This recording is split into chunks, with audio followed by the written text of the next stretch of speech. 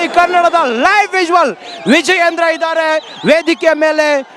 ಈ ಒಂದು ರಥದ ಮೇಲೆ ವಿಜಯೇಂದ್ರ ಇದ್ದಾರೆ, ಕುಮಾರಸ್ವಾಮಿ ಕೂಡ ಕೆಲವೇ ಮಿನಿಟ್ ಅಲ್ಲಿ ಬರ್ತಾರೆ. ಸಿಎನ್ ಮಂಜುನಾಥ್ ಅವರು ಇದ್ದಾರೆ, ಜನರತ್ತ ಕೈ ಬೀಸ್ತಿರೋದನ್ನ ಗಮನಿಸ್ತಾ ಇದ್ದೀರಿ ನಾಗೇಂದ್ರ ಬಾಬು. ಆ ಮೂಲಕ ಒಂದು ದೊಡ್ಡ ಸಂದೇಶ ಬೆಂಗಳೂರು ಗ್ರಾಮಾಂತರ ಲೋಕಸಭಾ ಕ್ಷೇತ್ರದಿಂದ ಜನರಿಗೆ ರವಾನಿಸಿದ್ದಾರೆ. ಎಸ್, ಕುಮಾರಸ್ವಾಮಿ ಬರ್ತಾ ಇದ್ದಂತೆ ಜೆಡಿಎಸ್ ಕಾರ್ಯಕರ್ತರೆಲ್ಲರೂ ಕೂಡ ಕೂಗುತ್ತಾ ಇರೋದನ್ನ ಗಮನಿಸ್ತಾ ಇದ್ದೀರಿ ನಾಗೇಂದ್ರ ಬಾಬು. ಹೂವಿನ ಮಳೆಗೈತ ಮೆರವಣಿಗೆ ಸಾಗ್ತಾ ಇದೆ, ರೋಡ್ ಶೋ ಆರಂಭ ಆಗಿದೆ. ಅಮಿತ್ ಶಾ ಅವರು ಕೈಯಲ್ಲಿ ಮೈಕ್ ಹಿಡಿದು ಕಾರ್ಯಕರ್ತರತ್ತ ಕೈ ಬೀಸ್ತಾ ಇರೋದನ್ನ ಗಮನಿಸ್ತಾ ಇದ್ದೀರಿ. ಪೊಲೀಸರು ಅವರನ್ನ ಜನರನ್ನ ಮೂವ್ ಮಾಡ್ತಿರೋದನ್ನು ಜನ ಸಕ್ಕರ ಕಿಕ್ಕಿರುವುದು ಸೇರಿ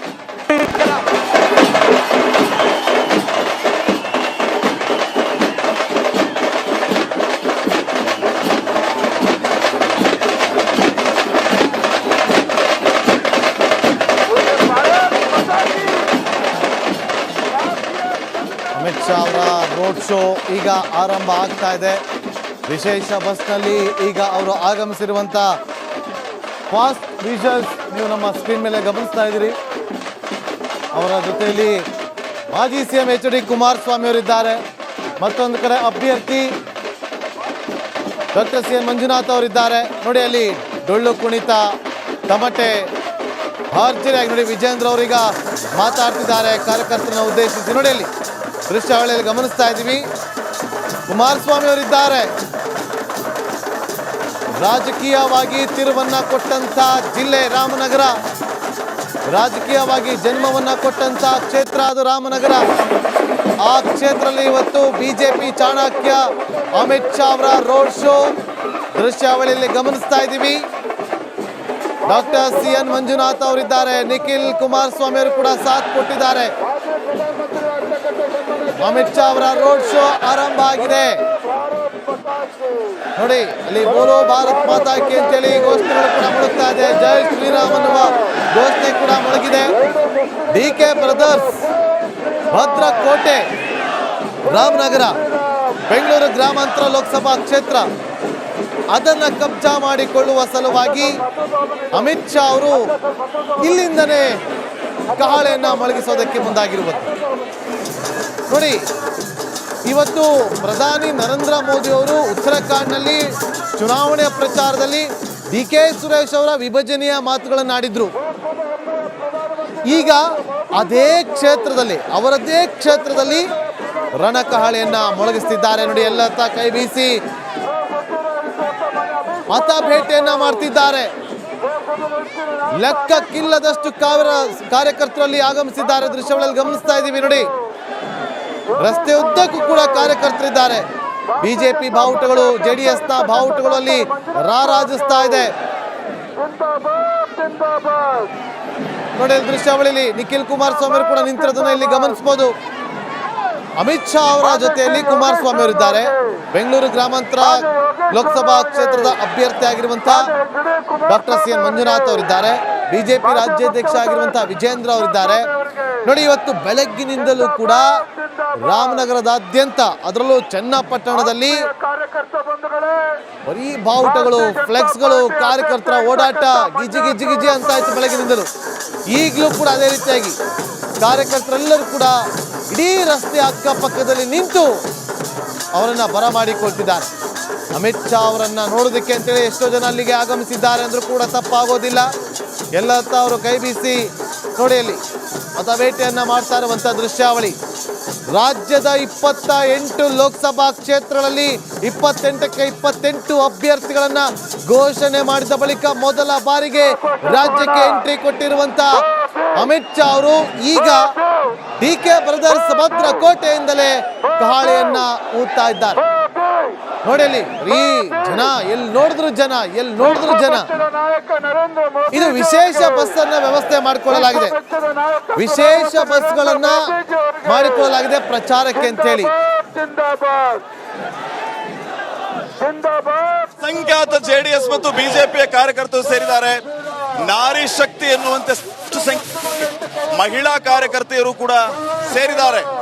ಈ ಮೂಲಕ ಒಗ್ಗಟ್ಟಿನ ಪ್ರದರ್ಶನ ಮಾಡುವಂತಹ ಕೆಲಸ ಆಗ್ತಾ ಇದೆ.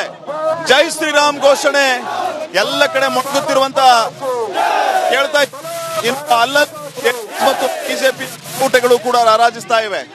ಸಮ ಪ್ರಮಾಣದಲ್ಲಿ ಯಾವ ರೀತಿ ಜೆಡಿಎಸ್ ಮತ್ತು ಬಿಜೆಪಿಯ ಬಾವುಟಗಳು ಯಾವ ರೀತಿ ರಾರಾಜಿಸ್ತವೆ ಅನ್ನಂತಹ ದೃಶ್ಯಗಳನ್ನು ತಾವು ಗಮನಿಸ್ತಾ ಇದ್ದೀರಿ. ರಂಗನಾಥ್ ಅವರು ಮಾತಾಡ ಜೈ ಶ್ರೀರಾಮ್, ಜೈ ಶ್ರೀರಾಮ್, ಜೈ ಶ್ರೀರಾಮ್, ಬಲ ಭಾರತ್ ಮಾತಾ ಕಿ, ಬಲ ಭಾರತ್ ಮಾತಾ ಕಿ. ನೋಡಿ ಅಲ್ಲಿ ಜೈ ಶ್ರೀರಾಮ್ ಮೊಳಗಿದೆ ರಾಮನಗರದಲ್ಲಿ. ರಾಮನಗರದಲ್ಲಿ ಜೈ ಶ್ರೀರಾಮ್ ಮೊಳಗಿದೆ. ಇಲ್ಲಿ ಯಾರನ್ನು ಅಲ್ಲಿ ಏನೋ ಸೂಚನೆ ಕೊಡ್ತಿದ್ದಾರೆ.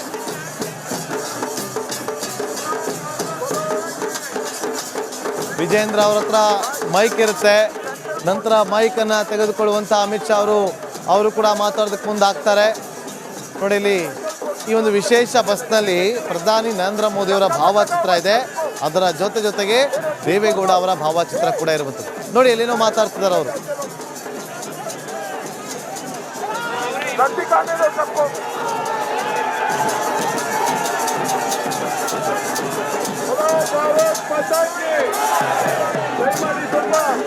ನೋಡಿ ಕುಮಾರಸ್ವಾಮಿ ಅವರು ಈಗ ಇರುವಂಥ ದೃಶ್ಯವನ್ನು ಇಲ್ಲಿ ಗಮನಿಸ್ತಾ ಇದ್ರಿ.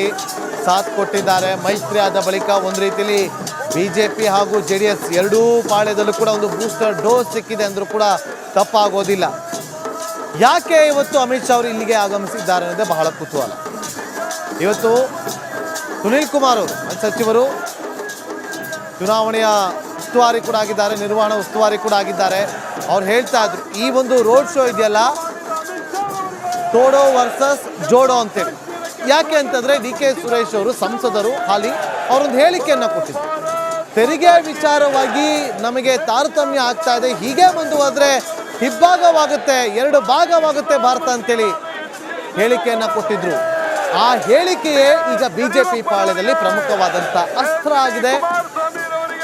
ನೋಡಿ ಎಲ್ಲರೂ ಕೂಡ ಕುಮಾರಸ್ವಾಮಿ ಅವರಿಗೆ ಅಂತೇಳಿ ಘೋಷಣೆಗಳನ್ನು ಕೂಗ್ತಿದ್ದಾರೆ. ನೋಡಿ ಬಿಜೆಪಿ ರಾಜ್ಯಾಧ್ಯಕ್ಷ ಆದ ಬಳಿಕ ವಿಜೇಂದ್ರ ಅವರು ಎಲ್ಲರನ್ನು ಕೂಡ ಒಟ್ಟಿಗೆ ಕರೆದುಕೊಂಡು ಹೋಗುವಂಥ ಕೆಲಸಗಳನ್ನು ಮಾಡ್ತಾ ಇದ್ದಾರೆ. ಎಲ್ಲರನ್ನು ಕೂಡ ವಿಶ್ವಾಸಕ್ಕೆ ತೆಗೆದುಕೊಂಡು ಒಂದು ರೀತಿಯಲ್ಲಿ ಫಿನಿಕ್ಸ್ನಂತೆ ಬಿಜೆಪಿ ಪಾಳ್ಯವನ್ನ ಚುನಾವಣೆಗೆ ಕರೆದುಕೊಂಡು ಹೋಗುವಂಥ ಕೆಲಸವನ್ನ ಮಾಡಿದ್ದಾರೆ. ನೋಡಿ ಎಷ್ಟೋ ಜನ, ಸಾವಿರಾರು ಜನ ಇವತ್ತು ಜಮಾವಣೆಗೊಂಡಿದ್ದಾರೆ. ರಸ್ತೆಯ ಎರಡೂ ಭಾಗದಲ್ಲೂ ಕೂಡ ಜನವೋ ಜನ. ಆ ರೋಡ್ ಶೋ ನೋಡಿ ಇನ್ನೂ ನಡೀತಾನೆ ಇದೆ.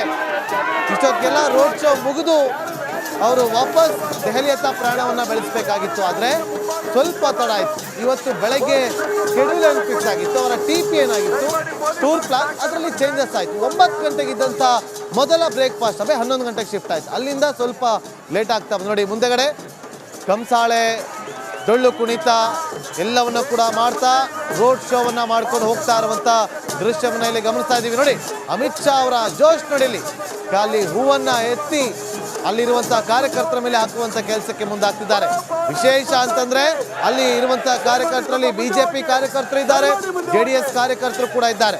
ಆ ಮೂಲಕ ಡಾಕ್ಟರ್ CN ಮಂಜುನಾಥ್ ಅವರ ಪರ ಭರ್ಜರಿಯಾಗಿ ಮತಬೇಟೆಯನ್ನ ಮಾಡ್ತಿದ್ದಾರೆ. ಬೆಂಗಳೂರು ಗ್ರಾಮಾಂತರ ಲೋಕಸಭಾ ಕ್ಷೇತ್ರವನ್ನ ಈ ಬಾರಿ ಗೆಲ್ಲಿಸಿಕೊಂಡು ಬರೋದಕ್ಕೆ ಒಂದು ರೀತಿಯಲ್ಲಿ ಇದು ದೊಡ್ಡ ಮಟ್ಟದಲ್ಲಿ ಆಗ್ತಾ ಇರುವಂತಹ ಪ್ರಚಾರ. ನೋಡಿ ಬಿಜೆಪಿ ಪಾಳ್ಯದ ಅತಿ ದೊಡ್ಡ ಒಂದು ರೋಡ್ ಶೋ ಇದು. 28 ಲೋಕಸಭಾ ಕ್ಷೇತ್ರಗಳಲ್ಲಿ ಅಭ್ಯರ್ಥಿಗಳನ್ನ ಘೋಷಣೆ ಮಾಡಿದ ಬಳಿಕ ಇದು ಮೊದಲ ರೋಡ್ ಶೋ. ಇದು ಕೇಂದ್ರದ ನಾಯಕರು ಆಗಮಿಸಿ ರೋಡ್ ಶೋವನ್ನ ಮಾಡ್ತಾ ಇರುವಂಥದ್ದು.